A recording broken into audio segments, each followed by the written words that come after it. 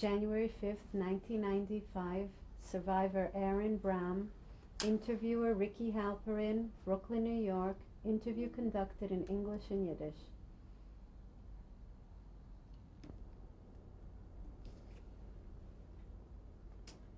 Please state your name. My name is Aron Bram. Any nicknames? No nicknames. And your Hebrew name? Aron, everything Aron. What is your date of birth? July 31st, 1908. In what city were you born? Kolo, In which country? Poland. Could you tell me a little bit about the city that you grew up in?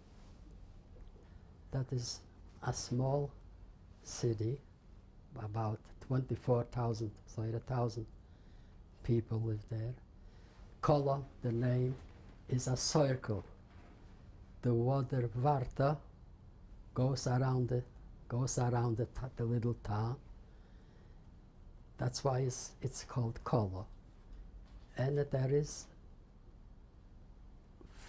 Vorstadt, Outstate, and this side the Warschauer Vorstadt, in the Kalischer Vorstadt. Of one side the Warschau, and the other side is the Kalisch Vorstadt.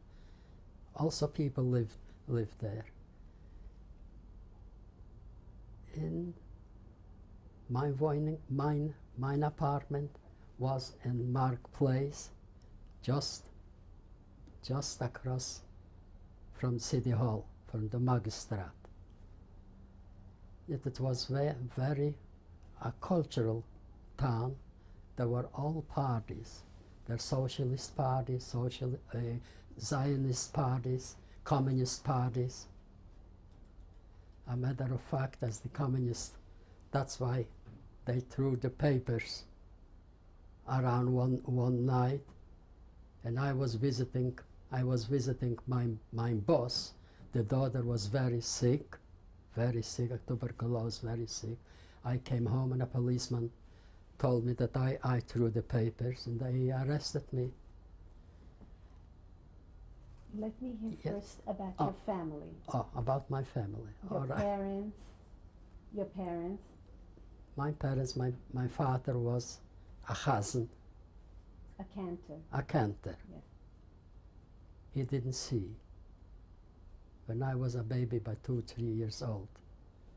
Since then, he was blind, and he was everything by heart. He was davening by heart, with a choir, and the holidays with a choir.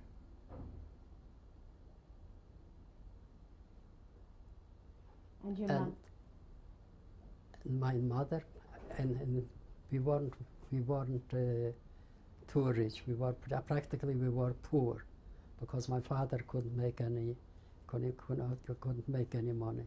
Just what people during the davening, what the people mentioned that they will donate for my father. That was my father's income. The rest of my mother worked very hard with upbringing the children, and with whatever she could to make some money to help out in the upbringing. And what can I do? How many were you in the family? Of the family, we were 4 brothers, including me. I was the oldest. We were separated around 2 years from one another. And was the family a religious family? my father was a very religious person, very religious, very pure soul person, very much. I would say something if it would be a little bit not. I always think about it. What happened in the generation what my father lived? It shouldn't have happened. I think like that. Such a pure, tired people were. A person was my father.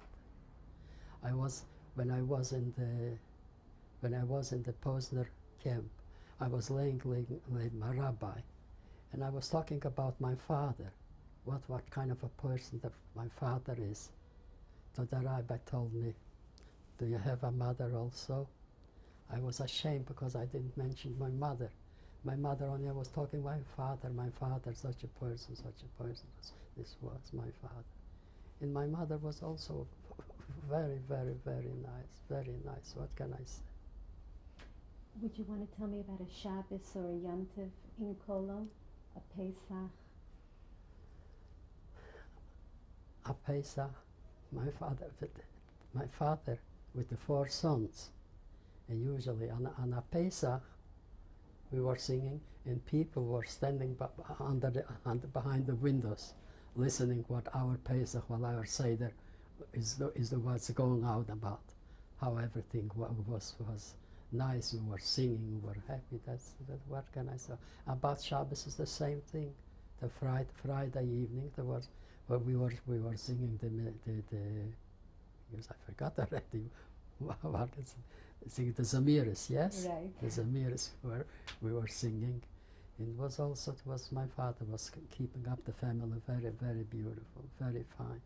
Even though I wasn't such a tired Satskan noise, I would rather play ball, either go to Cheder, you know how the young people said it, but he handled it very nice. He was.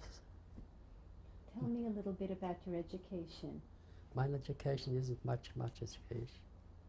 I went to Cheder. In what I told you, I wasn't such a tired student. And usually I want to stay on the field playing soccer games. And the rabbi sent us a boy here, sent, go ahead, look what Aron is doing, why he isn't in Cheder. I was waiting for the boy when he went. Tell him I am sick. I said the boy. That's why I was. The main thing, the rabbi came by himself. The rabbi came by himself, and that's it took an end. And it took me out by around 10 years old. I finished with the Cheder, and I went to the gymnasium. In gymnasium wasn't much knowledge I didn't have. But I went to the 1st grade, the 1st class. The 1st class comes out like the 3rd grade in public school here. I think so. And my teacher, a Polish teacher, was talking about it. There's come up the question about God. God, the teacher said God. And whatever you believe, this is God.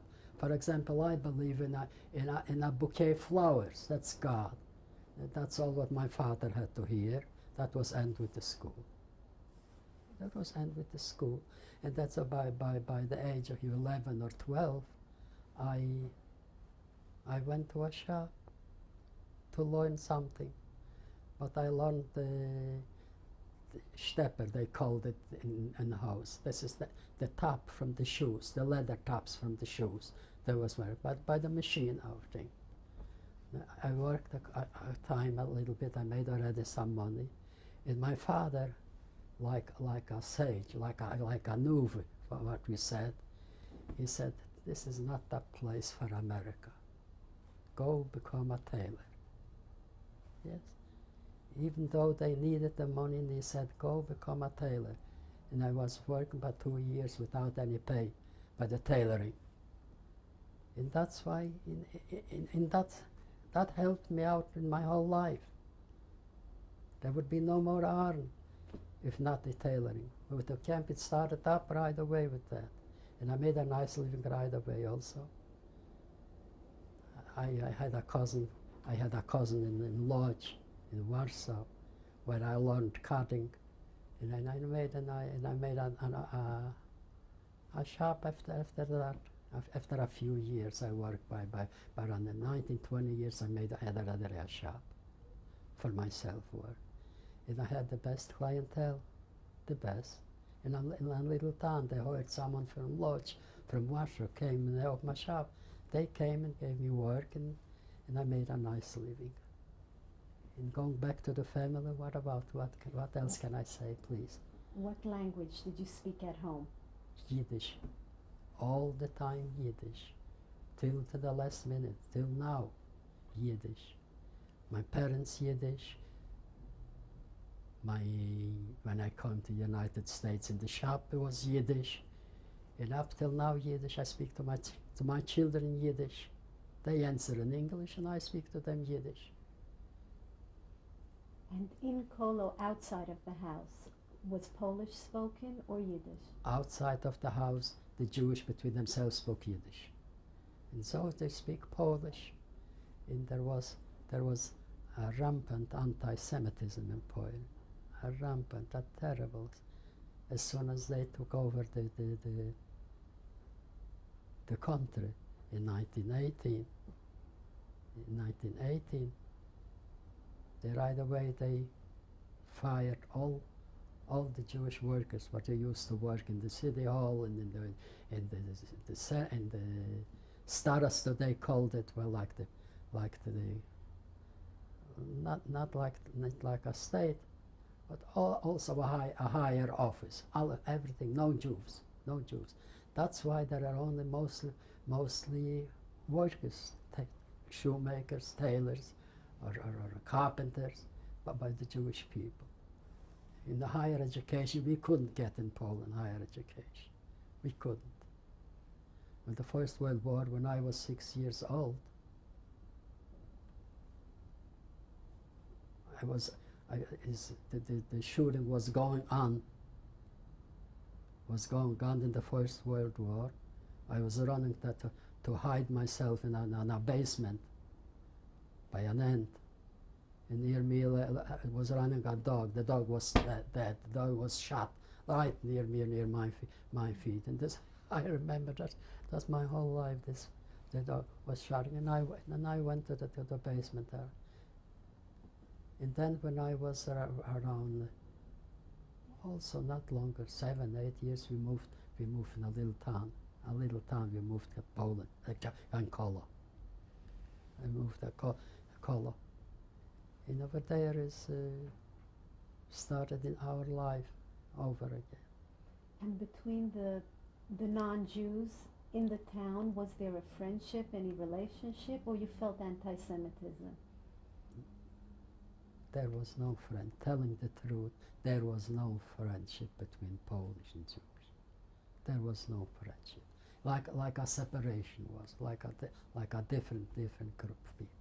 Like I separate. There was no friendship. We spoke to each other. We worked for them. They worked for us. But everything, there was no friendship with them. Any organizations that you belong to? Oh, that the organization. I belong to the Socialist Party, Bund, Socialist Party. And I was with a friend also. He's younger than I am. He belonged to the Jugend. We know each other all the time. When it comes about the party, well, I reminded myself, but when we were I mixed out a little bit the stories. When we were in Poznan, in the camps, he came to me and he said, "Oh, I worked as tailor in there, a tailor. I can do what I asked them. They did it for me." And especially when my brother worked for the chef from Gestapo, the chef in Gestapo, is everything what we said. The committee flag do it for us. He asked me, "Aron, they are sending away a group from Poznan to another camp. I want you to say they should they should take me on the list to go to the camp." And I told him, do you know where they are sending? They are sending who knows where? I don't care. I can't live anymore here. They were sent. All right, I went in, and he is mimicking me whenever I came out from those. All right, they took you already on the list. And so now what? Do you know where to go? That's right. So I mixed up a little bit. We'll go back to the Bund. To the Bund, yes. Yes. It's also when I became, I said around 19 years old, it happened to me with the communist papers. But they arrested me when they went home. As soon as they arrested me, they went home to look what's going on in the house. A revision, and they found burned paper, burned communist papers. They arrested my brother too. Now imagine what my mother, my poor mother, went through. They didn't know what happened to us. In the day what they arrested me, a day after that, the girl what I visited before they arrested me died. And on the funeral, my poor mother was crying to the parents, "You know where your daughter is. I don't know where my children are. You at least know where your daughter." My poor mother was crying. And she was running, that was more than a half year or so. She was running every day with food to the jail. Who was it that arrested you? What? Who was it that arrested you? A policeman. But Polish? A Polish. There were no Jewish, but a policeman. Yeah. A Jew wouldn't arrest me. They knew it. Everybody knew in a little town. They knew me. And my mother was running so every day with food to the jail, and that was by 45 minutes one way from her house to the jail. But my parents went through that time. Well, till a special court came from college to call up for our trial. Then in Henrik Ehrlich, the party called up Henrik Ehrlich from Warsaw, and he came, and he was the lawyer for that. I remember what he said the first thing when he started. "All right, you arrested the older one, Aron, you arrested for spreading the papers in the street, for spreading. But why did you arrest the younger one for destroying communist papers? That's why you arrested him?" The judges like they smiled, and a smile over their faces. And about my brother, he didn't say anything anymore. But I have witnesses a lot came. Then everybody said that I am against communism, that I am a socialist, that I am those, and that's I got a sentence the time what I was sitting. He sentenced me. And it was the whole city was up there when I came out from jail. They were all happy so much. So how long did this take that you were in jail? Over 6 months. Over 6 months. That's it. That's what parents go through. We don't know that. When we are young, we don't know what parents go through with children. My poor mother, when she was running every day. And there was a jail. Oh, there was a jail. My God. It's terrible. The small towns, there wasn't where to live. There was the straw sacks with all of the dust was you could cut the dust in the jail, in the cells. So bad was it. And then I got married, young, very young. And so little by little I start working. We work a farm. We bought a farm. I bought a house on my wife's name. The farm was written on my name because we did it in college. My wife couldn't go with me. So the house was written on my wife's name. It is in Poland. It's nothing. It is in Poland. The house is with our name. Would you like to mention your wife's name? Oh, my wife's name is Dora. And from mother, Ralph was her second name before the wedding, before she got married. And she was from your hometown? Yes, she was from my hometown. We knew each other quite from young, from 16 years old. We knew each other. We went to the same, let's say, to a little bit to the evening classes where we went together. So, in the way telling the truth. That's what I did. I didn't go to school so much. I don't miss it. I learned in life. I went on. For example, I make out my own taxes. A cousin of my wife's, he looked my taxes the second year, not the first. The second year I was here, he showed my taxes to make out. He looked at me. What's going on here? Who is that? What is he doing? He didn't believe it. He didn't believe that I did it. I know this. I learned myself. It's going on. Even in Poland, with the taxes, I made out myself in Polish. I should what I have to pay and what not. I didn't go much to school. But 12 years I was in the shops already.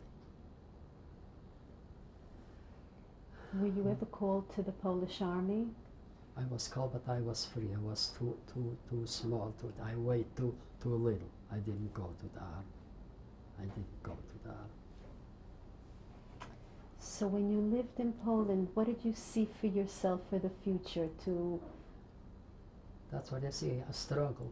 We were struggling. That's what we saw to each other. There was no future for us Jews. There was no future in Poland. My wife's sister, she had to go to Paris, to France, to study something. She was a doctor. She has good marks, the best marks. She couldn't get in a college. She couldn't get in to study in Poland. That was a hard life.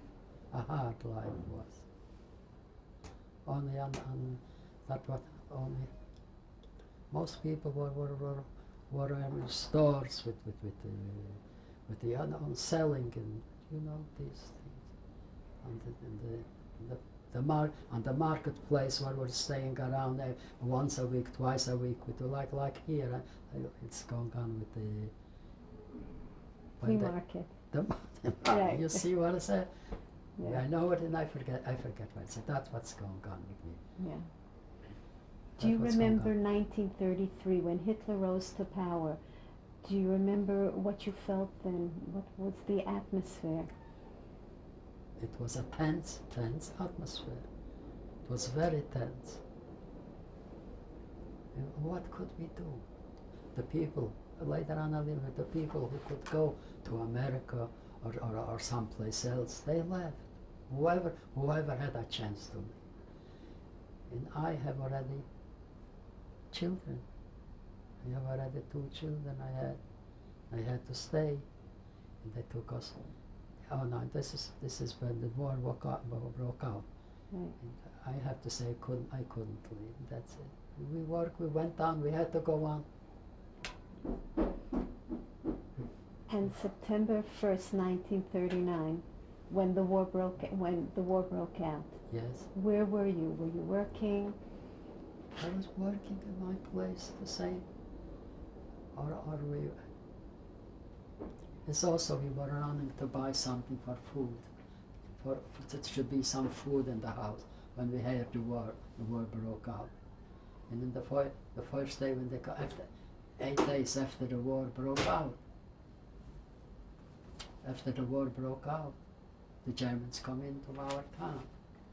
The first day they're in, I got a knock on the door. Oh, I opened the door and assessment is there. I got scared. He wants I should make him the SS flag. They didn't have a flag. And I made a flag. I made a flag in the middle of the war. I heard shooting in the marketplace. I ran over to the terrace to look down. What's going on? There were laying already 2 dead people in front of the house. And he came after me, the assessment, and he said, "It isn't allowed. It is nicht allowed. It's nicht allowed to go to look." And he took me back. That was the first day I had with the business. And that was we were hiding. And then the baby was born. The third baby was born. Then In what year was this? the baby was born in the same year in 39. No, the baby was born in 40. When I left in 41, the day when the Germans attacked Russia, that was in June, I think, the 21st, I think. Did not remember that the date. I remember that the baby was 9 months old when they took me to camp. What else do I have to see? When was the... Oh, it's about what I said. Oh, yes, ma'am. Yes. The ghetto. Were you taken into the ghetto? There was like a time we lived separately, but it wasn't a close-up ghetto. Mm-hmm. It was not a closed-up ghetto.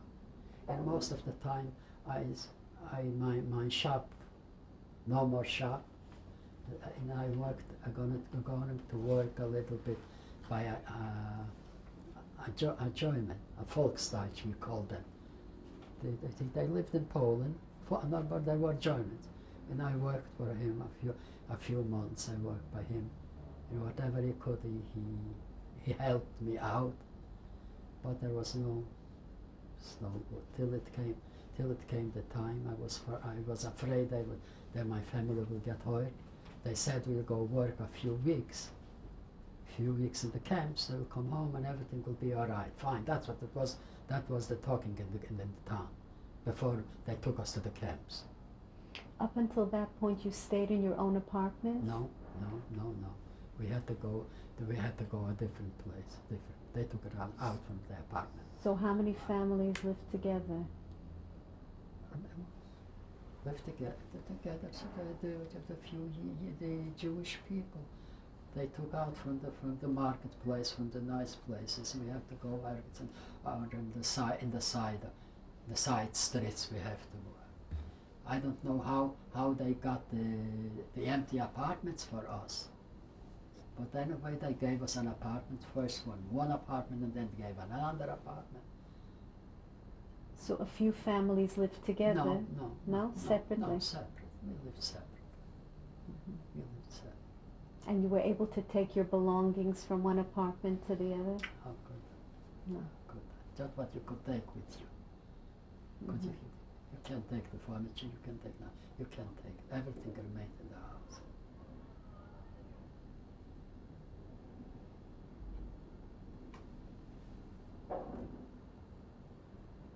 Do you remember the names of the street that the ghetto was, where the Jews were separated to? Telling you the truth, I remember the name where I used to live. The marketplace, Plac Marszałka Piłsudskiego 5. In the name of the others, I don't remember the names of the streets. And as you were taken to the ghetto, what did the local people say? Were they surprised that you were all moving to a different place?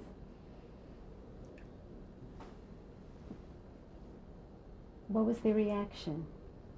The Polish people? The reaction, we were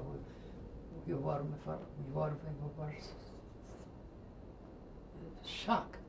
We were shocked. That's all. What could I say? How could you feel? I can't describe the feelings. What we do?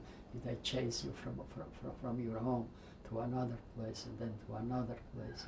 What can you feel? Do you know the feeling what we can have?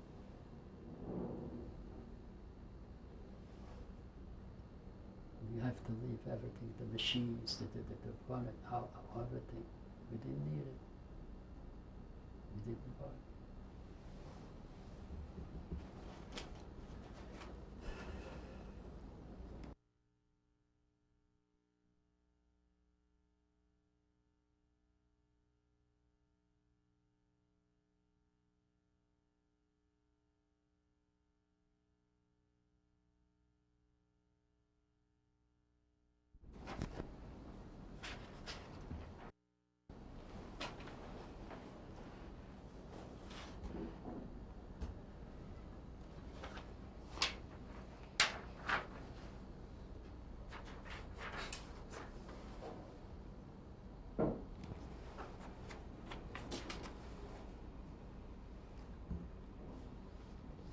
Was the ghetto guarded at all? Was there a guard? No, there was no guard.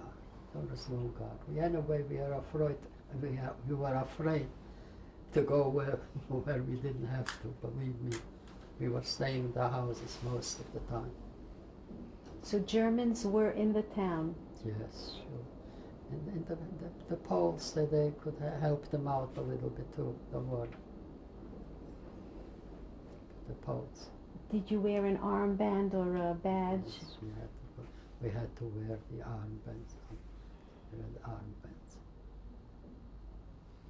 We had How to did you wear- get food? All right, we managed.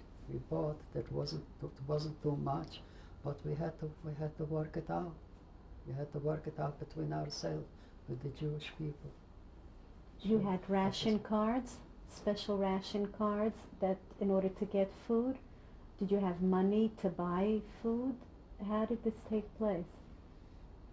Do you remember Let me maybe? think, maybe it was. We had money. We had money. We had money. We prepared something. Let's say before the Germans came, I went a stretch of a big thing where the flower factories were, and I bought a sack with flowers we should have, and everybody did what he could. That is, he shouldn't be without any food. Food, all right. It depends what kind of food. Just depend on the logic, the ghettos, the real ghettos. They were starving for a while. And by us, we weren't a long time under them. They mostly took us to the camps, right? How long were you in the ghetto? When was it that, do you remember when it was that you went into the ghetto? Maybe 6 months after they came. I don't know. It maybe not that long. I don't remember that. Was it winter time? To go in. Do you remember if it was winter or spring? I think it was winter time we went. I don't remember, telling the truth. I don't remember. And while you were in the ghetto, if someone needed a doctor, medicine, It was trouble. We could go to a doctor. We knew where it is. Let's say when my baby was born, I had to run during the night. I had to run for a woman who takes care of such things. That time there were no doctors. The special women. a midwife. A midwife. I was afraid that they'll kill me during the night. I wasn't allowed to go. There was, all right. We had to manage the same thing as we in the camps. Who could survive, survived, and who not. We did whatever we could to survive.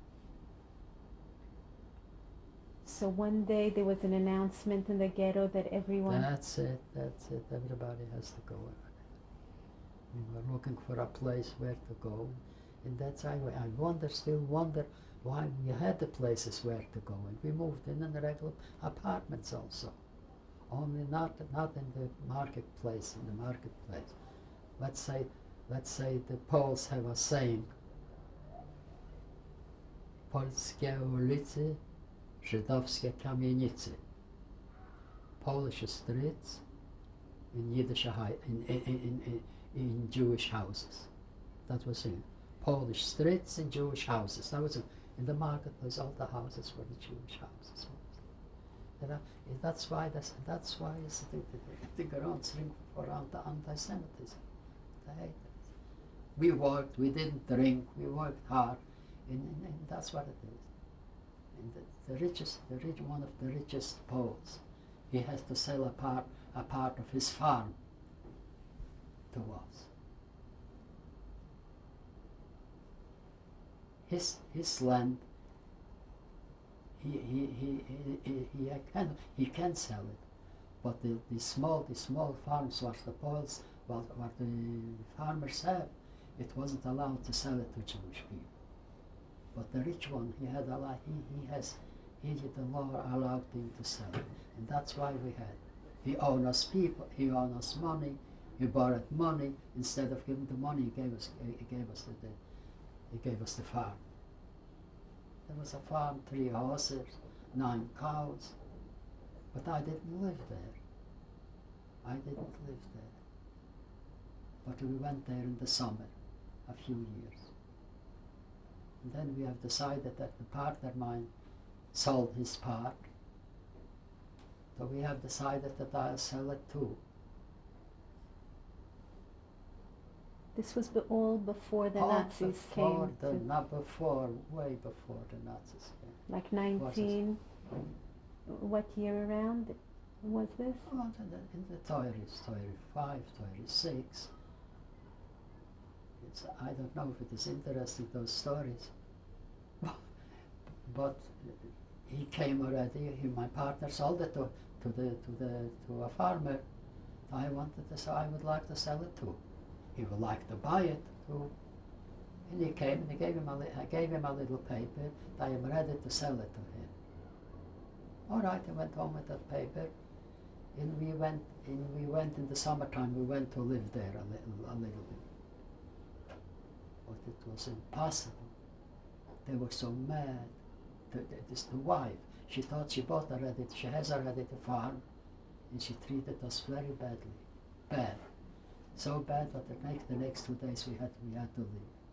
But before we left, as my wife was a very shrewd girl, she knew where he put the paper what I signed, and she went in and she took out the paper during the night.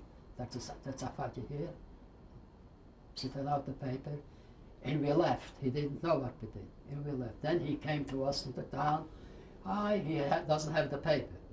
We didn't sell it. The paper. I still have the goods. How do you call the papers? What?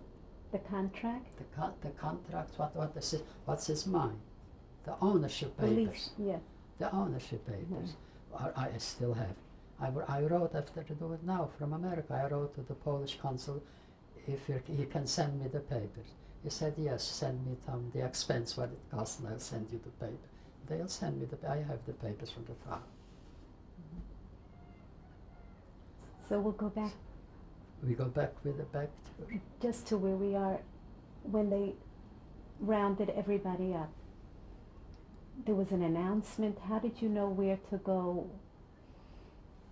in the ghetto, from the ghetto? I told you, we looked for where to go.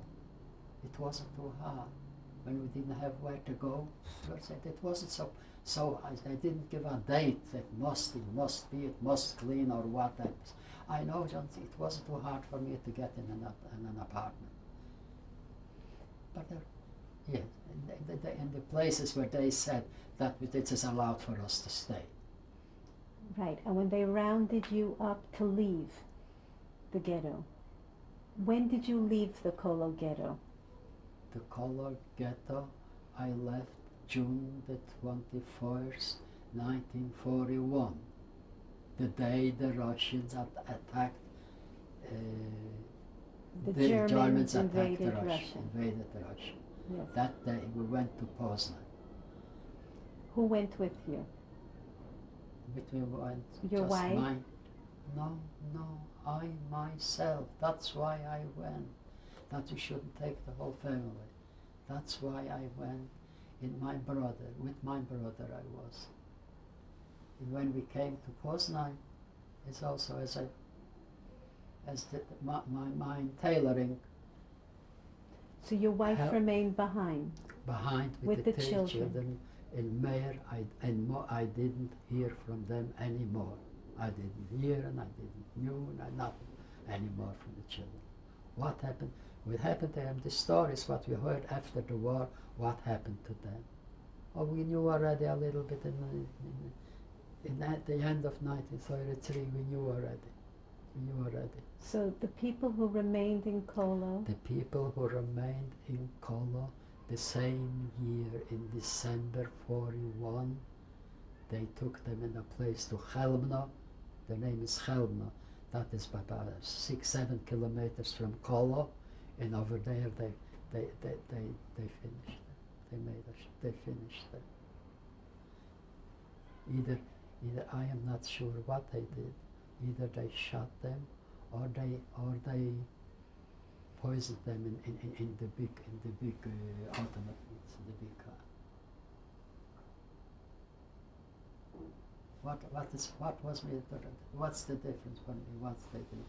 And over there they are buried. All are buried over there in Chelmno. And how did you go to Poznan? to Poznan. They came. They took us by truck. They took us. We went a night before. We had to be in the synagogue. Not in the synagogue. It was no more synagogue. They destroyed the synagogue the first day they came. And the day after they took us to Poznan. In camps out there. First we were in another camp, and then they took us to Poznan in the stadium. We were standing in the stadium till we left for Auschwitz.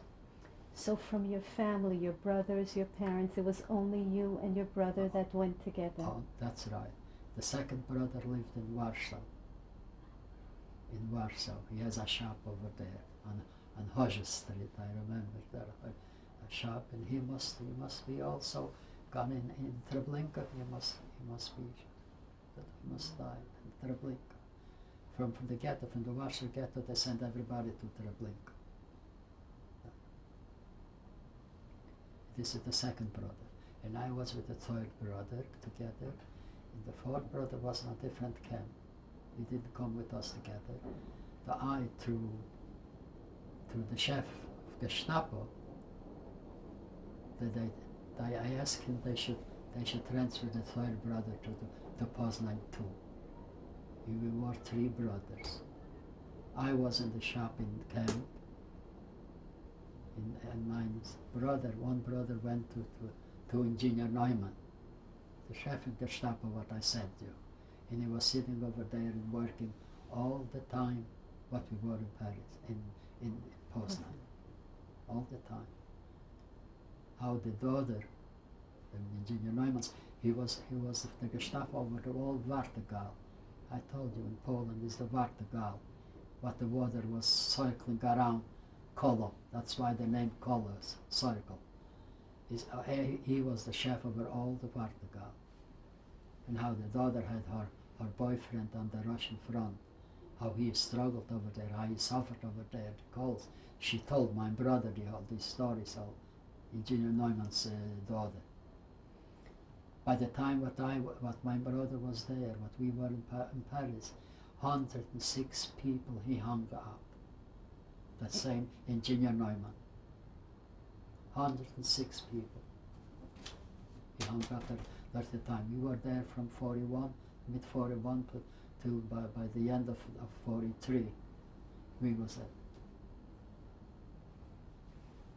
How far was Poznan from Kolo? Poznan from Kolo was by, let's say, Kolo is in between Poznan and Warsaw. Mm-hmm. It is Kenzan, could be around 120 kilometers, about 80 miles, something like that. About maybe. And you stayed in barracks in Poznan? In barracks, yes. We stayed in the stadium. I told you we were there in the stadium, mm-hmm. in Poznan. In there, and all the people, they went out to work. What kind of work? They carried the stones from one place, they put it in the other place. In the other place, they bring it back the next day. That's what they worked. Not important work did they do in Poznan. So the conditions were very difficult? They were difficult. For us, it wasn't so bad. Whatever my brother could, he brought from the street, to the camp, whoever we could help. Was there a registration when you came with a number in Poznan? No numbers in Poznan. Was there a selection, separation between men and women? We didn't see any women. We did not see any women. Till the day before they sent us to Auschwitz. They came, I saw some women also from camp, in a little girl, half age of my age. So we were acquainted with each other. The little girl we asked for it, but she belonged to the youth organization also. That's why she told me her name was Oxenhandler. All right, when we came to Auschwitz, And I saw the girl when I stayed in the camp also with a tailoring. I was a tailor, and I was with the head of that block we lived in, block 7. I looked through the gate. I saw she's going to work. I knew already some German soldiers. I asked a soldier, please see that girl shouldn't go to work. Do me a favor. One-on-one, you could speak to them. He went to the women's lager. I told him she's in block 27. He went there and he told them they shouldn't send that girl to work. And they said, after the war, she looked me up through the forwards. She wrote through the forwards. She looked me up, and I got a letter from Shlomo Mendelssohn. Maybe you heard the name, Shlomo Mendelssohn. And I got a letter that this girl is asking for you. You should get in touch with you. They knew my name because I belonged also to the Socialist Party in the forwards. She is now in Sweden. I have the letter from Shlomo Mendelssohn. He gave me her address and everything, and she wrote me a letter with a picture, with everything, not thank you at all. But my mood wasn't that time to keep on corresponding with that girl. My wife just came with the baby. The letter is from the 9 month in 96. September 96 was that letter what I got. 1946? 1946. Mm-hmm. I came in May, and my wife came just the month when my wife came from Germany. I got the letter from Shlomo Mendelssohn that girl is looking for me. I wasn't in the position to keep on her. So I just wrote her, and she wrote to me and sent me a picture with everything. And I'm going to take you back a moment. Take me back wherever you want. You said you came to Auschwitz. I want to know how that happened, from Poznan to Auschwitz. How were you taken? In trains, in cattle cars? No, from Poznan, which I think we're going to in trains. In trains we came to Auschwitz. And so you came to Auschwitz in what year? In 43. In 43. The other half, the 43. Do you remember? No. But you arrived, could you see, was it daytime, nighttime? You're coming into the camp. We came in at daytime. And Mengele was standing there. Now I know the name Mengele by the train. And he separated who wants to go should go to the crematorium and who should go to the camps. The women separate, the men separate. And then in the first night, they took us in the camp, took away the clothing, naked. We were laying by the night on the cement floor, no clothes, nothing. And there was that was the first night. So, and all of a sudden we hear screaming, and the people got up and are running like that, with a moaning, with a terrible moaning. We were running. The doors were closed. They were screaming. They were hitting somebody. We don't know why the hitting went on. If you did something, there was no toilet, no trace.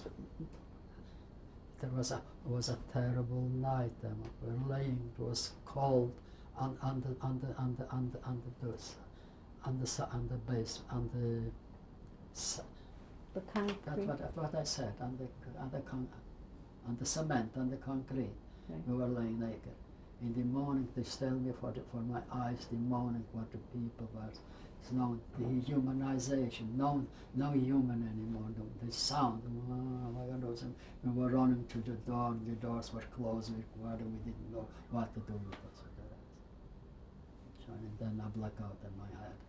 I black out. Another time in Poznan.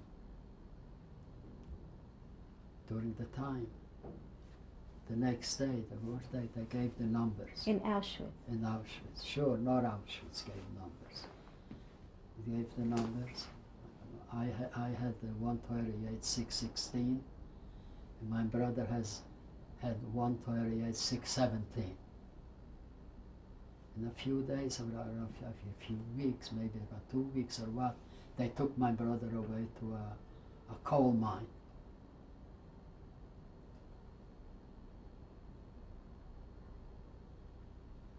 The separation wasn't like normally, like a separation should be. We were a little bit like our reliefs was. We were a little bit relieved that we are separated. We wouldn't see each other's pain so much. I got a little bigger. My ration bread was a little bigger than my brother's ration bread. I tried to change it. The brother, I tried to take the smaller one for myself, and don't do it, he said. He saw it. Don't do it, please. Don't do it anymore. He wouldn't let me change. He to give him the little bit of red. We had us a little like our relief. It's unbelievable. Like we were relieved that we are separated. We went into a shower. After the shower, we took out from a barrel water, a shoyt or a shmata, you know what? We put it down, wet, and out in the cold. And they wouldn't let us in the camp. We covered ourselves with each other. We bunched together. With dead people, we covered out. We covered ourselves. I think myself, how relieved was I that my brother wasn't there. That I thought. My brother, I don't see what he like. How strong people are. How strong we lived that night we lived there. They wouldn't let it in the block. I don't know how long we were outside. I don't know why the nose.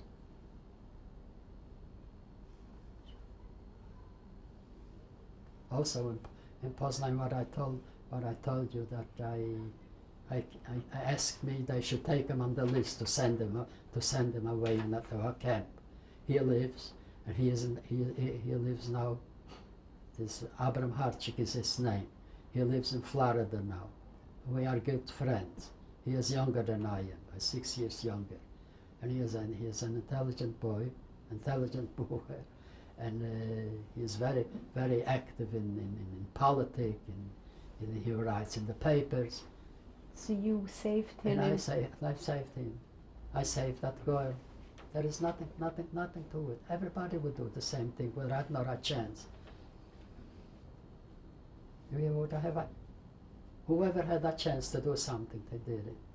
Let's say, for example, I took us a little bit bread, whoever could give me, to throw over in the women's lager when the transport from the Hungarian Jews came. They were standing at the other side of the fence. And they were standing and hung. And the children, they asked me for who I sending it. I throw over the bread. They told me I said yes. I threw it over. I threw over as much as I could. After that, a few weeks, I couldn't move my arm. I had this. Whatever again. Everybody did the same thing, or they had a chance to give somebody to somebody. To help each other. To help each other. No, but that's what I did. Once in Auschwitz, when I went out, I saw a group from naked women, all naked, maybe 100, 150 women standing completely naked, and the soldiers were staying by the side, the officers with them all, they were talking and laughing, and the women that are standing. My heart broke that so much. I didn't think about myself. I think about my mother, my wife, my children. Naked, they keep them naked to women in the street, in the camp.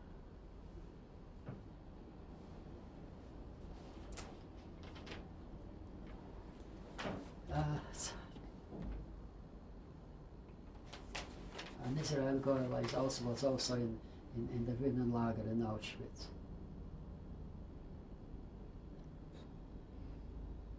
I sent her over, I throw it over or something for the rash.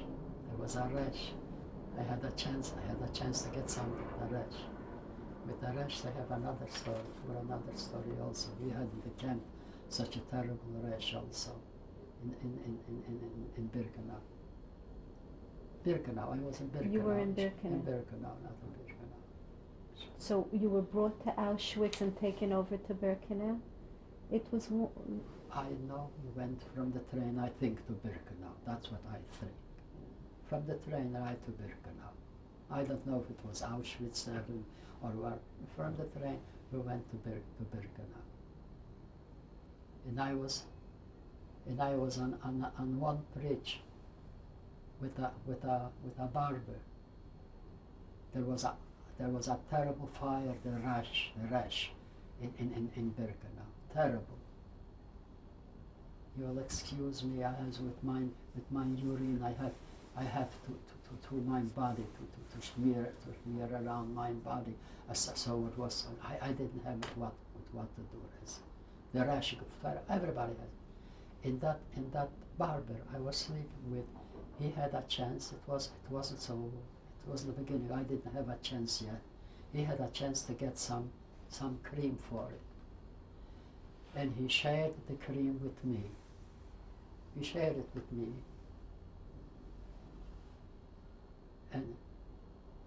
and a short time after that, or a week or two, there was a selection. A selection there was. You guessed what? He went to that. They took him away. In mine, rashes wasn't already was okay. Were okay. And his weren't okay. And he died. He died. I don't even know his name.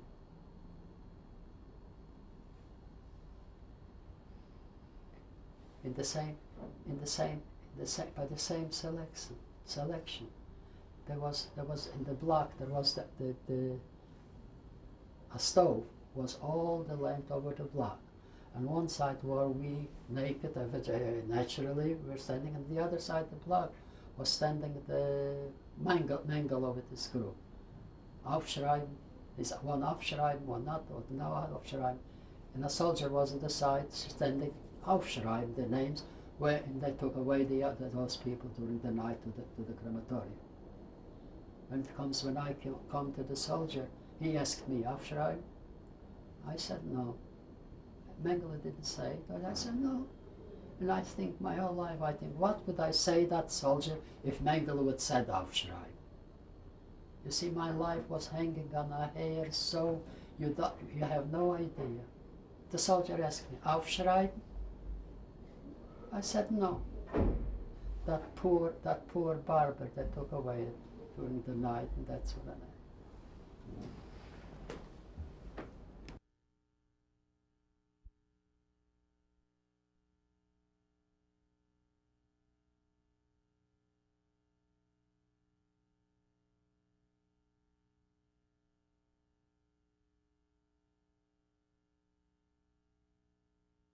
Live interviewer Ricky Halperin in Brooklyn, New York. It's January, not July. Oh, it's January 5th. January 5th, 1995. 1995. What did I say, July? First. That's it? In Auschwitz, Yes. you were in barracks. Yes. How many people were in the barracks? In the barrack there were, I think could be by 100, 150. There are bridges all the time. There's long barracks. They're on one side, bridges one side. Is it the name bridges? What it said? The bridge where we're laying. We called it bridge. Like bunks. Bunks. So it's said bunks, and the other side bunks, and in the middle was through that as a stove. Many people. What I said before, I mentioned about Abram Harchik. Yes, that from Poznan, where to send away in a camp. He wants to go in a camp. After the war, we met together, and he heard that we're gonna get married. He bought us the golden rings for my wife and myself. The golden rings he bought him. I go from Israel. What I said, I sent over such a cream. I throw it over when she went to work. She sent me some candle holders. Candlesticks, yeah. Candlestick holder sent me with candles. She was here once and she visited me also. You feel good when you can do something good. But you see what the Barbary did good, what he did, what came out of it. What was your daily routine in the camp? You woke up in the morning, what happened? People went to work. We went to work, we sent out to the old have to go to the companies where they have to go to work. And the musicians that are band with music was sitting near the exit where we go out, and they were playing. And when they came back, they were playing the music. I was in the block where the musicians were, block 5 in Birkenau. I don't know. And they gave the rations. They gave a piece of bread and then a soup. And we were busy with the food. We had nothing else in mind. Nothing else in mind. Only the food. Only the food. Food, eat. Only that. That's all. How many hours a day did you work? Oh boy, I didn't work. How much work could they get? I didn't work much. What do they have to work? When they went out, you mean the companies when they went out? Oh, they went out about 8 hours, 7, 8 hours they were outside. When they came home, they got the soup. And that's it. In the morning, they got a piece of bread. And when they came home from work, they got the soup.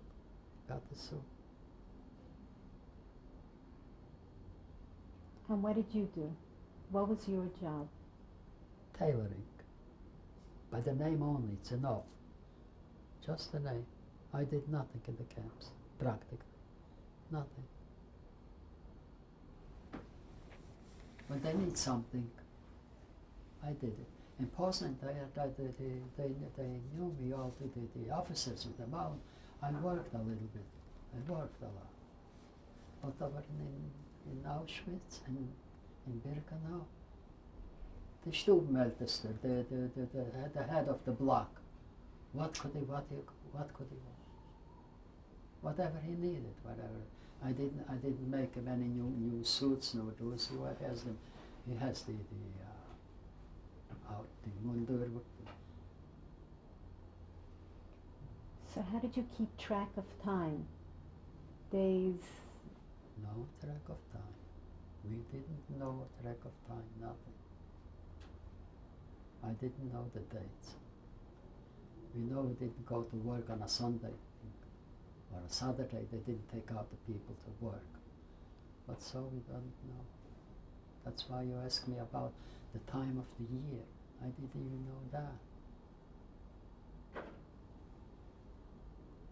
My wife doesn't get from Germany the Wiedergutmachung. She doesn't get it. There is no reason, no why they refused her.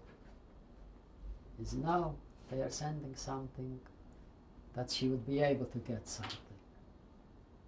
So the Agoyer who takes care of these things, he asked me the date. Well, which date she went? She went from the Lodger ghetto to this camp. And what day to this camp? I'm talking about who the members are date and who knows the date. She said she wouldn't get any. She refused her. She doesn't know the date. We didn't know the day. We didn't know the year, the month, the date. One thing we knew, a piece of bread, how we get. That's all. That's all. That bad was it. That was their job. That was their job, to dehumanize us. No more human beings. That was their job. And life has such a power that not even one person committed suicide. We had the best chances to commit suicide. We went to the gate, to the fence, and that's what. Not one. That is life. To live over, to get over this, that's the only thing. That's the only thing. To survive. To survive.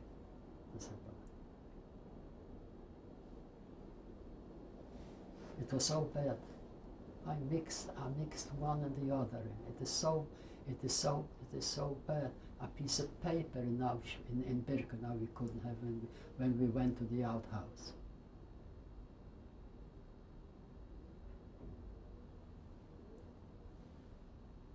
We felt, that's what I said. When we moaned like that sounds we gave out when we lay on the floor that night, when they took us, when we went out from the shower, and the cold, also that same moaning, the moaning that there's no human, no, there is no humanity in us, no human. Were there any prominent people in the camp that you knew about, leaders of organizations that you heard about, rabbis? Mostly, I don't know. That's what I slept with one rabbi in Poznan, what I told you. He was laying near me. The rabbi was laying. And usually they went, many people, the famous people went more to Russia, out from under, not to be under Hitler, to Russia. And except Ehrlich and Alter went to Russia. Arthur Ziegelbaum, from the Center Committee from the Bund, went to London, and over there he couldn't help anything. The people wouldn't listen. The governments wouldn't listen what he said. Anything. He committed suicide. Arthur Ziegelbaum. I belong to the branch under the name of Arthur Ziegelbaum. In 1942, he committed suicide in London. Did you hear anybody escaping from Birkenau or Auschwitz? Was that at all? I heard about it, but no one could do it. They got killed.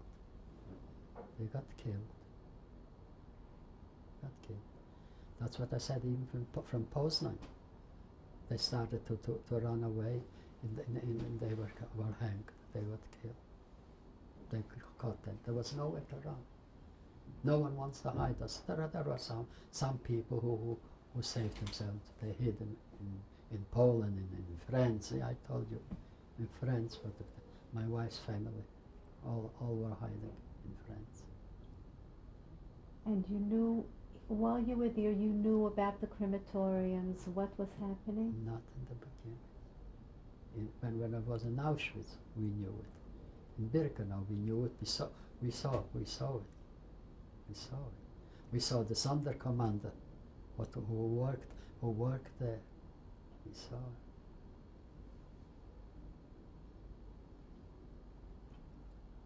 We heard there was a little rebel. They killed some German also by the crematorium. Also, and they started running away. There was a little Aufstand, uprising. Yes, there was a little bit uprising at the time when I was in Birkenau. But They couldn't run away. They caught them from the Sonderkommando. And they killed them. They put us Varakvesh. And then after that, they killed all from the Sonderkommando. They killed them all later on from the Sonderkommando.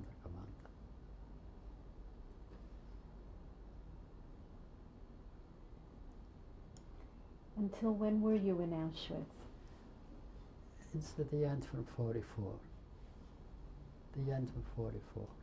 And then what happened? And then what happened? We went to Stuttgart.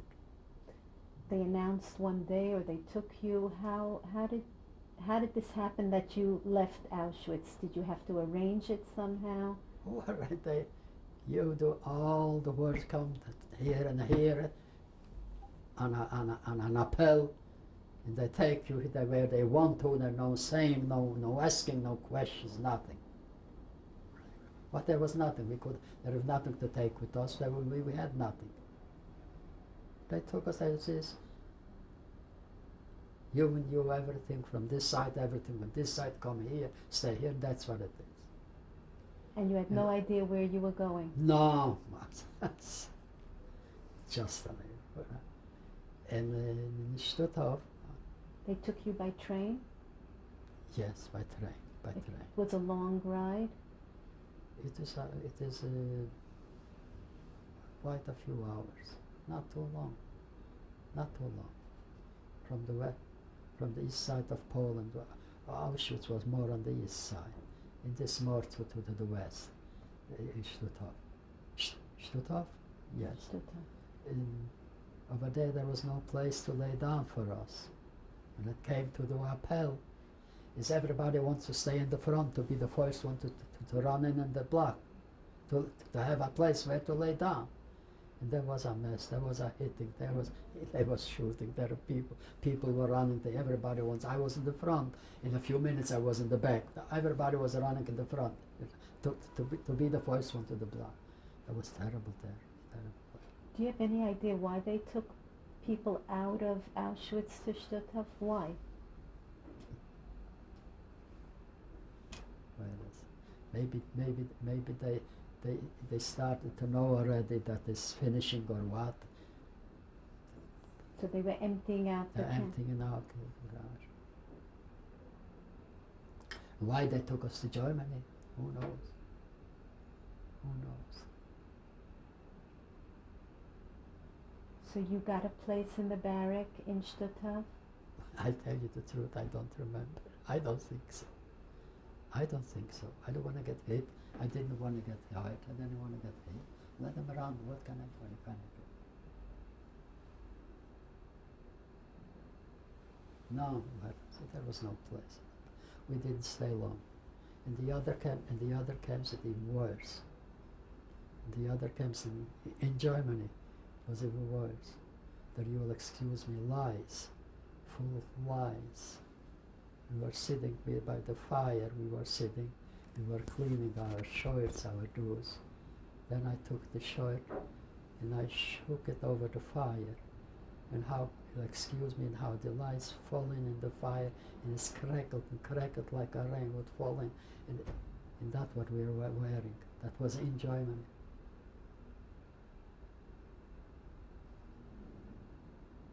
I don't even know the names of the camps. They told me the names when I gave up for the Wiedergutmachung after the war. They told me the names where I was of the camps. How many camps were you in? A few camps. And then the last camp was Allach. Allach, not far from a famous camp, Dachau. This is not far from Dachau. Must be in Bayern. It must be. Over there was impossible. And on the way there was such a heat. It was so hot. That's why it was the summer. It was already summer. That's the summer what the war ended. It was so hot that I saw a sardine can laying so and a little water was running at the side of the road. And I went out to grab the sardine can to get out a little water. And the German came over to me, and I screamed at him, "Nicht schlagen!" I screamed at him, and he stopped, and he was an older one. That time the young they were on the front of some place. And see, the old man, he didn't hit me that time. And when we went on the road, the column went on the road, all of a sudden a German brought out from the house a dog with a barrel with food. And the dog started to eat. In the whole column you should see all the faces from the whole column, on the dog, the dog, they looked at the dog. The columns with their went already, passed already the dog. They turned around to look at the dog. That was, I noticed that when I walked this, what is the dog. We had in mind, we would like to have that. We would like to have it. I don't know if they brought out the dog on purpose to much us, to murder us, or just like that. It must be on purpose, because you don't bring out food for a dog in such a fire and such a heat in the street to eat in the street. Don't you think so? They brought it out on purpose. When I came to the camp to Allah, I saw Russians were also there. I saw he's drinking a bottle of water. I ran over, I grabbed it out for him, and I running in putting the water in my mouth. I wonder till now why he didn't run after me. He didn't run after me. I had a little bread still in pocket. I saw the people, some, they looked too much on the little bread in my pocket. They looked too much on the place. I took out the bread and I grabbed it out and I ate it out. I was afraid they would fool me. It was terrible in Allah. This is before the liberation, before the end of the war. People were eating leaves what was grown on the side. People were eating. People were scrubbing the bones. The bones people were scrubbing from I don't know from that people or what was scrubbing in that what people eating in Allah.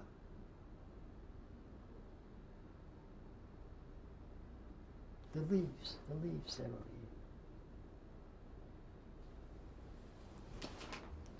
I don't know what I have here.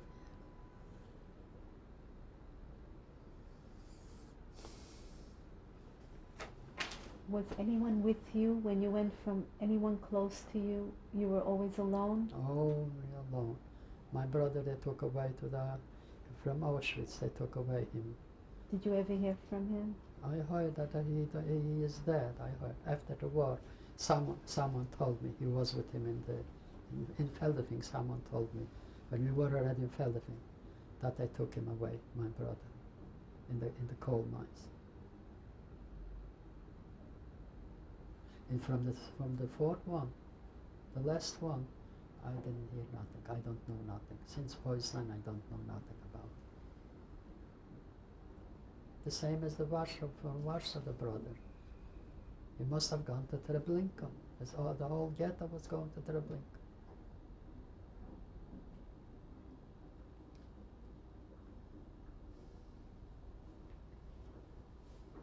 So you were liberated from Allah? Where were you liberated from? Not far from Allah. From Allah, they put us on a train, on a boxcars, if you know the train. And we went for a night or a day and night. We went, and the train stopped all of a sudden. Not the him, not the hair, not taking it for, not that. And then it started showing. We realized that it's something loose or something better. Something better. And we looked out, and the Red Cross came already. They gave us a little package already on the station, still on the station. And then we went, well, like I said. You knew that the war was coming to an end? Was there talk? That and that, yes. The- Sure. We didn't see any soldiers. They went to change to normal clothes. The soldiers, those watching our nose. And then we left the train and Which soldiers were these that were watching you? from Germany, what do you mean? No, when you were liberated, you said. Which Yes. soldiers were these?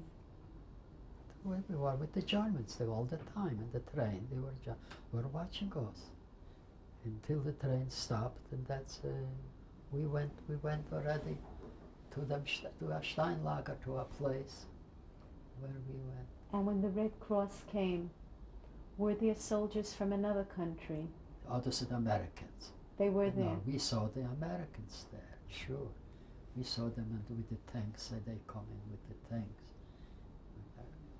So what happened to the German soldiers that were guarding over you? Oh, they took them. They took them away. Some had a valise. Some had a little valise. The Americans took away the valise from the Germans. I took one little valise also. I had to change a shirt from that, and I think it was a suit inside there also. We could do. I went to the water. I washed. There was a water. We washed ourselves. We didn't know what to do with ourselves. That's it was only to lay down the head a little bit. That's it. You were We had a mix. What? you were all men, no women with. No women. The women we saw already in Steinlager. In the Steinlager, we met the women. That was later. It's practically the same time. Yes. Alonia was in a hospital. I got to know her in Buchberg.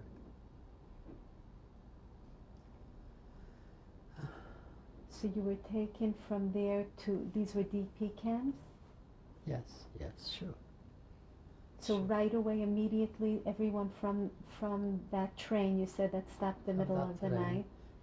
I remember we was in Steinlager, a place, so we were 10 days. From there we went to Buchberg. They took us to Buchberg.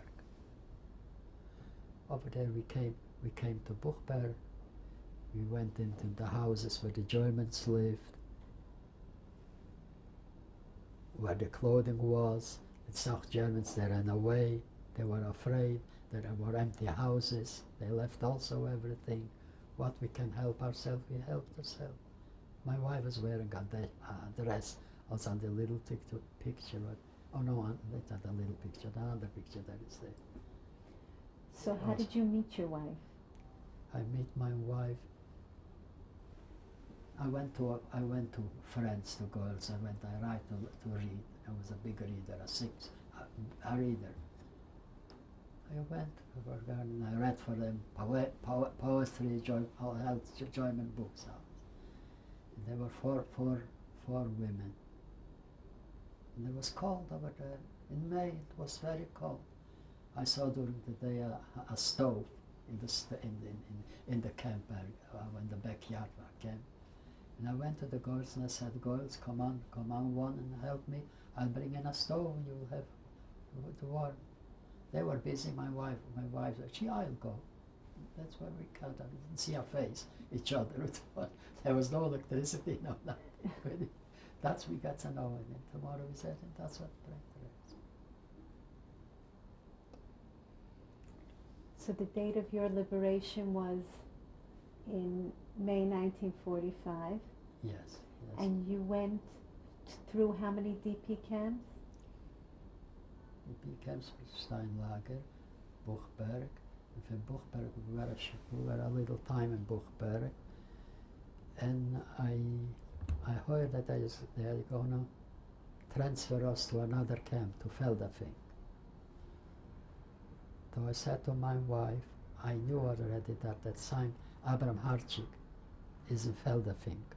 Maybe I told her maybe he's there, he must be there, or what, if he lives. That she went to Feldafing.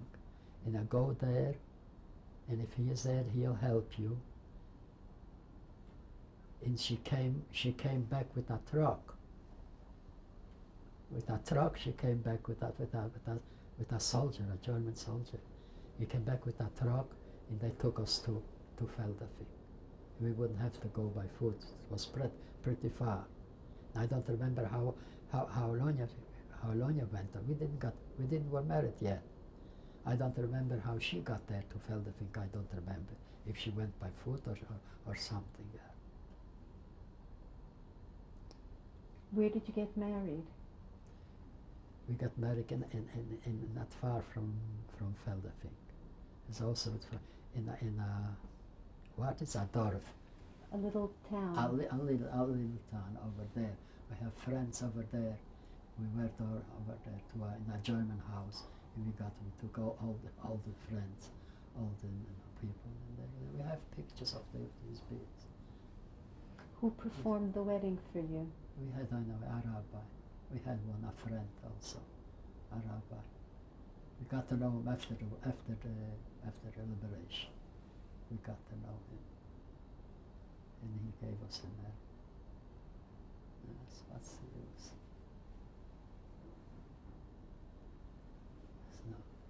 So how long did you stay there? After the wedding, you stayed in the same DP camp for a while? In Feldafing. In Feldafing. Sure. For how long? In Feldafing till we went to not Breslau. Bremen? Bremen. Till we went to Bremen. So how long was that? That is till into Bremen we went by in April, May. No, in April must be. The following year, 1946. 46. That's right. In that we have the real trouble in Bremen. But so That's was my it a wife. difficult time for you between these different DP camps? Not too much. I told you in Feldafing already I organized also a shop, a tailor shop. And General Eisenhower and General Patton came in the shop.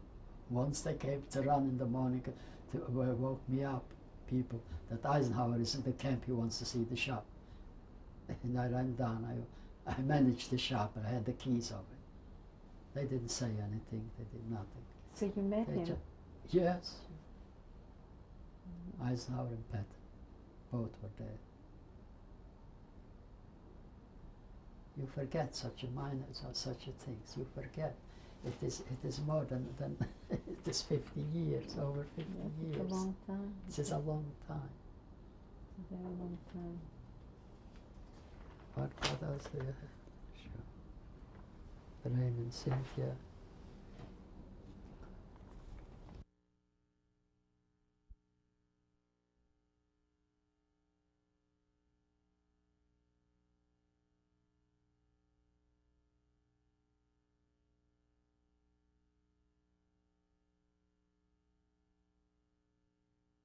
Maybe four. Five. Interviewer Ricky Halp, Brooklyn, New York. 1995, not 4. 1995. Five. Okay, I'll keep on making this with the date. How many interviews did you have? When did you arrive to the United States? May the 10th, 1946. How did you arrive? By ship. By ship. Marine Purge. Marine Purge. From where did you leave from? Bremen. And my wife remained in Bremen because she gave birth to the baby. And the baby had to be 3 months old. And then she came. She came in September. In September, there is a holiday, something in September, some holiday, I think. And she came with the baby. And I prepared already an apartment. And I had saved up already $500 in the bank. I made money with the trade. I made money. Where is that $300 greener? he came in the big boss to ask. He came to the contractor. Where is that $300 greener? I made that some days, but it was short time. The season was short. We worked 10, 12 weeks, and then we went without work. You understand? You were a tailor in the United States. Oh, sure. A dress tailor. Dresses. I didn't want to work anymore for the men's work. First of all, they worked 8 hours a day, the men's work. In the dresses, the ladies' work is 7 hours a day. They let me have already, the hour let me have already in the, I went to dresses. And I went to do a good line, to the best line. My wife's an uncle worked there and she took me up there. And I made it very good there. It is my work is in the Smithsonian Institute in Washington. Mrs. Nixon's dress is there.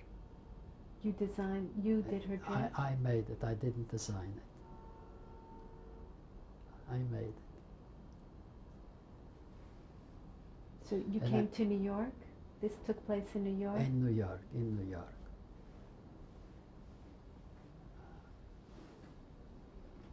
And Johnson's daughter's outfits I made. My daughter wore them before. I made them before that. Before we gave them today, my daughter had a coat before they got it. Johnson's daughters, yes.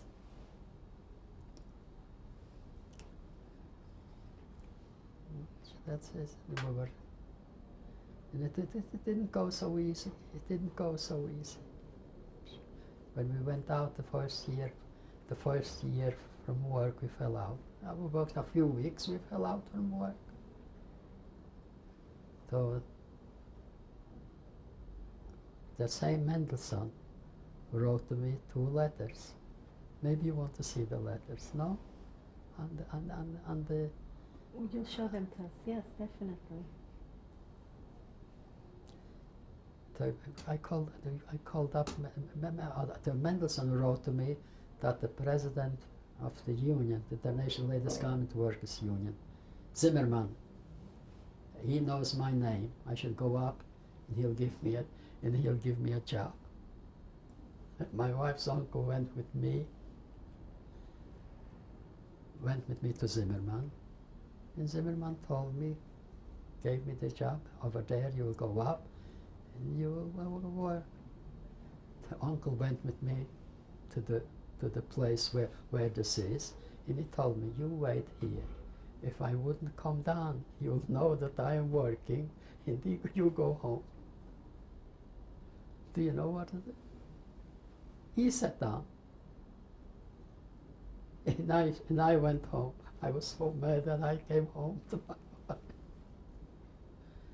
That was it. He took the job. He had unemployment insurance, and I had nothing. All right, that's it. That's the help that I got from the family. Did you have more children? What? You had your daughter was born in Germany, and then? And then my son here, 4 years later, in 1950, my son was born. Did you speak to your children about your experiences? More or less. They know it more or less. So little by little, all the years get on. Let's say I told my son lately, a few weeks ago, I told my son I didn't want to go to Cheder. I was quite a few days, I didn't go to Cheder. My parents didn't know about it. I told this my son. So he said, Daddy, don't say it to my children. Don't say this story to my children. That's just such an Irish we are laughing with it. I didn't like too much the Cheder. Do you think But I know I learned enough. Believe me, I learned enough. Do you think it affected you, the way you brought up your children, what you went through? My children are brought in, and you know what? I think as my son is the same thing as my son, the same thing in the colleges, what they went through. He had one of the highest IQs, the highest IQs. And when he came to this in the schools, he didn't do any work. Complete niche, not doing any work. That's the time of the Vietnam War. And he got a stipendium to go to college. And he got a job in the Atomic Energy Commission. He got already $140 a week. And he failed out from college the first year. You hear? We went through plenty. And now, little by little, he got a job. He worked in a restaurant as a little secretary. He did. He got a job in Columbia University. In Columbia University, he got a city job. In the city job now, he's a consultant. They called him to California. The colleges in California called him from all the colleges to do something with this type of work, what he is doing. They called him to Albany. They gave him a town, 40 cities from the state of New York. Which city should get, which city shouldn't get any work. That's his work. That's where you go to with children. I've been down again. How many grandchildren do you have? I have 4 grandchildren. You see, you can't figure it out. He finished college partly late, about around 30 years he was, or 29. And he got himself, he was the only one.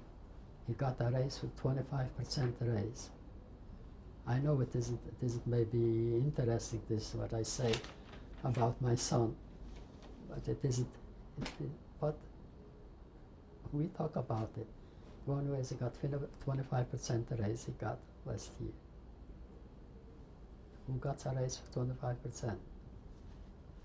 But they know him, he knows his work very good, and he is very good.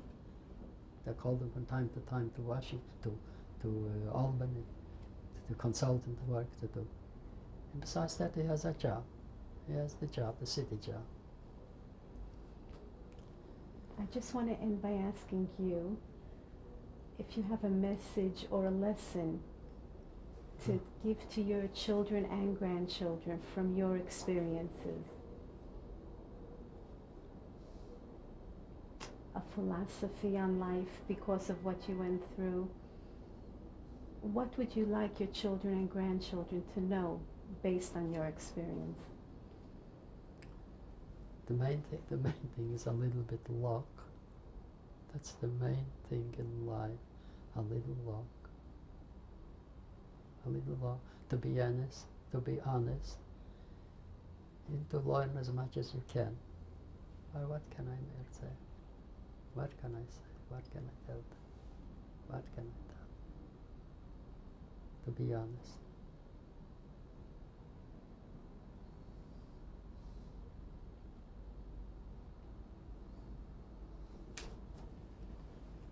That's it. Okay, this is my first wife. She's right after the marriage. She was about 21 years old. She's a lovely, fine.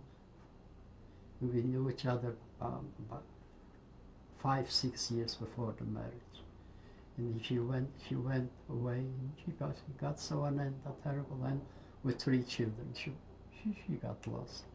She came in the war with 3 children. The youngest was 9 months old, and I imagine how she suffered and how she suffered. What can I say about it? And my heart hurts me about it.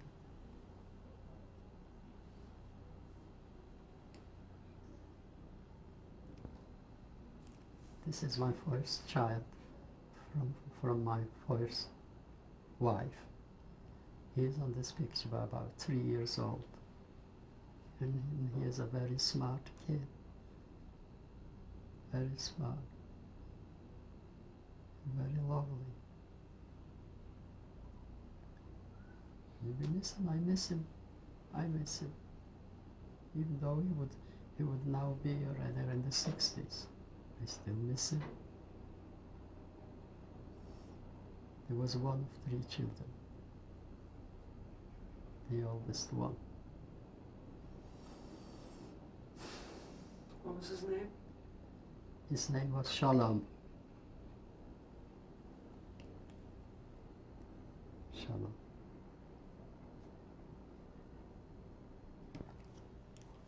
This was the year before the war. On the right side is my brother. He was 5 years younger than I was. And in the back I standing. In the front is my little boy. And here are the 2 people who were working in my place.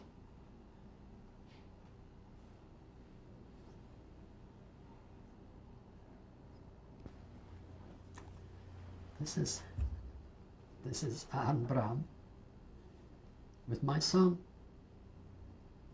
This was also in the same year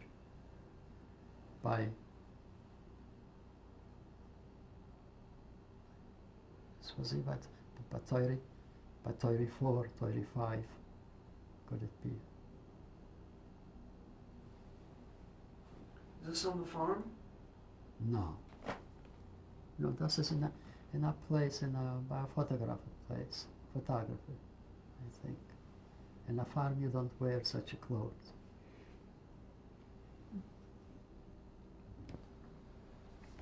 I am 16 years old here. Which farm? And my brother, Michael, is here around 18. And my brother Haskell is 15. Michael was in Warsaw, and Haskell was in Lodz, and I was in Kolo. And which one is you? I am here, the tall one. Mm-hmm. And just tell us which brother was the one on the left and which one was the one on the right? One on the left is Michael, and on the left is Haskell.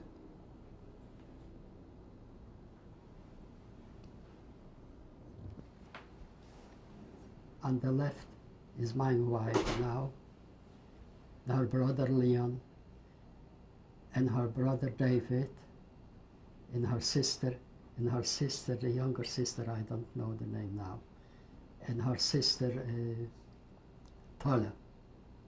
And then is my wife's brother, and my wife's first husband, Bram.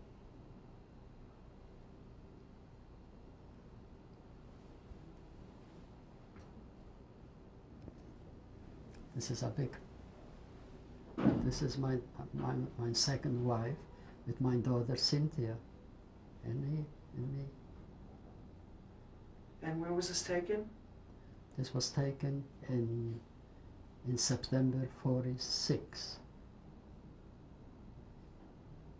in the United States.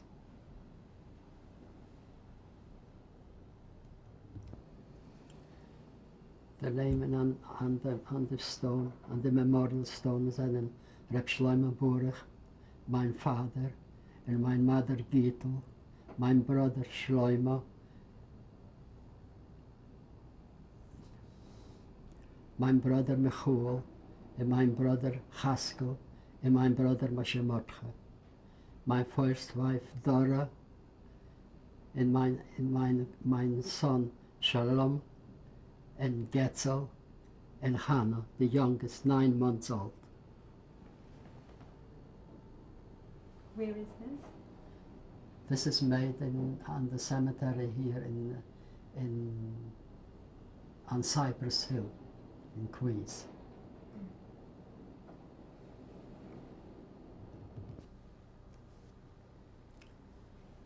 This is my wife, and I. It was made around 1970.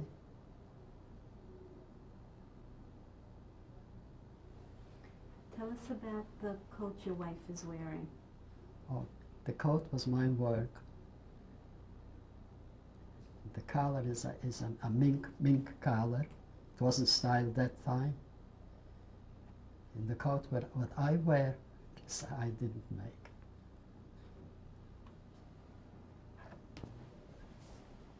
On the left, I am. And near me is my wife on the top, and my daughter-in-law, and my son on the right. Below that is my oldest girl, my oldest grandchild, Michelle. And on the left is Laura and Katie and Michael. And this was made about 5 years ago.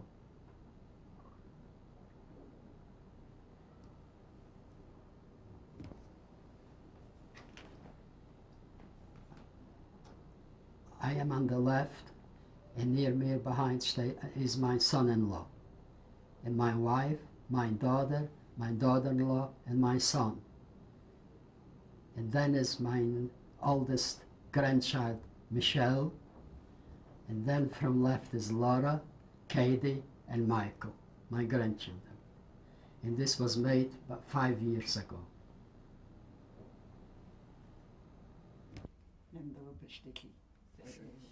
I understood, I introduced my daughter, Cynthia. Right? She introduced everybody. Okay, this is my husband, Alan, my daughter, Michelle, my mother, my niece, Laura, my niece, Katie, my nephew, Michael, my brother, Cy, and his wife, Karen, my sister-in-law. And your mommy? Yes, and my mother, Lunya, who is also a Holocaust survivor, but unfortunately she couldn't share her experiences because she has Alzheimer's. But we want you to know that we love her and she's with us in this movie today. Yes. Is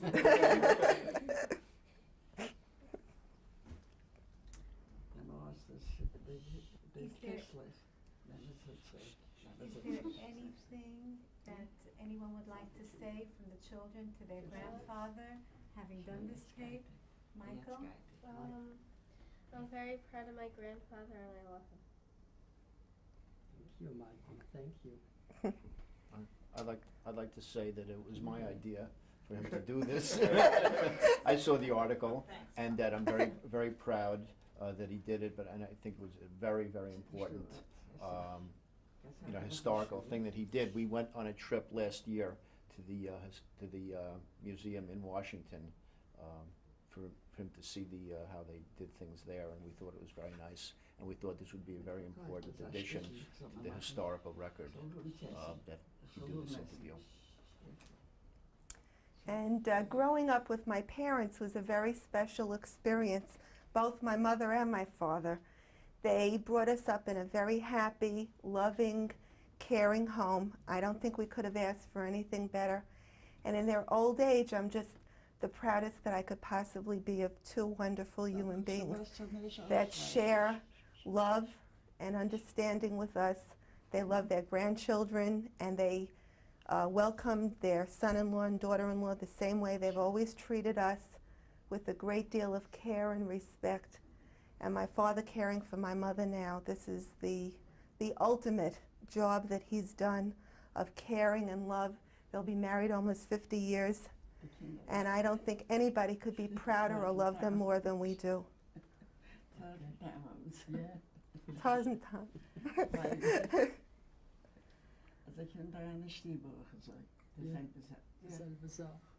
Wij men als de lief. Wij men als de lief, alles. Sint is kind als de lief. En Schleimel is kinder. Doe die twee. die zwei Puppes. Sai, do you want to say something? No, I just want to thank you for coming and doing this.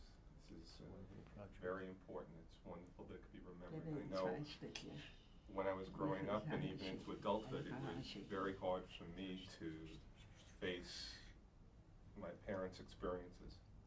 My life has been so easy and theirs was so hard. And the reason mine was easy is because of them. And I think it's very important that their experiences be recorded. I appreciate that. Thank you. Dus ik vraag je verder, moet kennis maken. Dat is met immer een kies.